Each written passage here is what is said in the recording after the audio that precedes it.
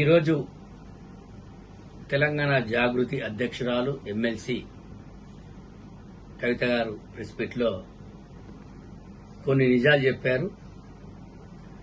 ఆ నిజాలకు తప్పకుండా వారిని శిక్షించాల్సిందిగా నేను కాంగ్రెస్ పార్టీ తరఫున డిమాండ్ చేస్తున్నాను.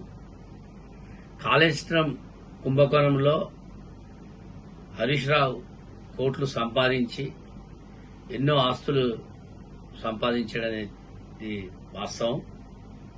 తక్షణమే ఆయనను సిబిఐ విచారణ ఆయనపై జరిపించి ఆయనను తక్షణమే శిక్షించి ఆయన దగ్గర కోట్ల రూపాయలను రికవరీ చేసి పేదలకు పంచాలని నేను కాంగ్రెస్ పార్టీ తరఫున నేను కోరుతున్నాను. అదేగాక సంతోష్ రావు కొన్ని కోట్ల రూపాయల సంపాదనే గాక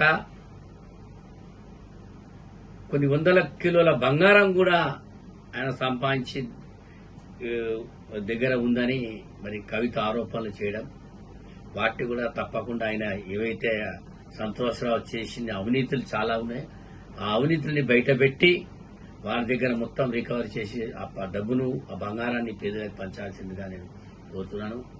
అదేగాక సంతోష్రావుతో కలిసి వరంగల్లో ఒరుకోలు నుంచి పోచంపల్లి శ్రీనివాసరెడ్డి ఇక్కడ ఏమీ లేని ఒక మామూలు స్థాయి ఉన్నాడు, ఒక శ్రీమంతుడుగా ఎదిగి ఈరోజు సంతోష్తో కలిసి మరి ఆయన మైక్లా విల్లాస్ లో 750 కోట్లతో మరి ఈరోజు వారక్కడ మోకిలా విల్లాస్ లో ఈరోజు మరి వారు వ్యాపారం చేస్తున్నారు.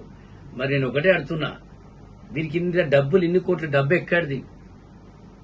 పోనీ వీళ్ళైనా కార్యకర్తలు పట్టించుకున్నారా? పట్టించుకోలేదు. వీళ్ళైనా పోనీ మాస్ లీడర్సా? కాదు, ఇదంతా క్లాస్ లీడర్స్.